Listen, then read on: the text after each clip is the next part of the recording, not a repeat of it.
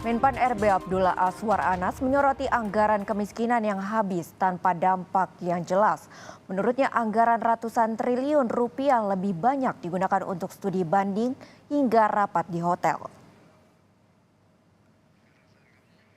Menteri Pendayagunaan Aparatur Negara dan Reformasi Birokrasi Abdullah Azwar Anas mengaku miris saat mengetahui anggaran penanganan kemiskinan yang hampir mencapai 500 triliun rupiah tidak terserap ke rakyat miskin.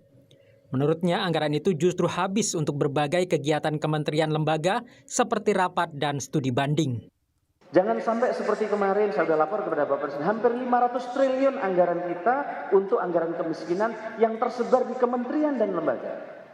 Tetapi ini tidak inline dengan target prioritas Bapak Presiden karena kementerian lembaga sibuk dengan urusan masing-masing. Programnya kemiskinan tapi banyak terserap di studi banding kemiskinan.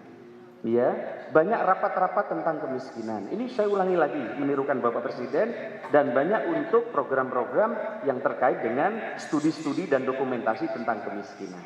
Sehingga dampaknya kurang. Sebelumnya, Badan Pusat Statistik BPS melaporkan jumlah penduduk miskin di Indonesia pada September 2022 mencapai 26,36 juta orang. Jumlah itu naik dibanding Maret 2022 sebanyak 26,16 juta orang. Kemudian jumlah penduduk miskin pada September 2022 itu sebesar 26,36 juta orang. Ya. Jumlah penduduk miskin pada September 2022 ini naik 0,20 juta orang kalau dibandingkan dengan Maret 2022. Namun masih lebih rendah ya 0,14 juta orang kalau dibandingkan dengan September 2021.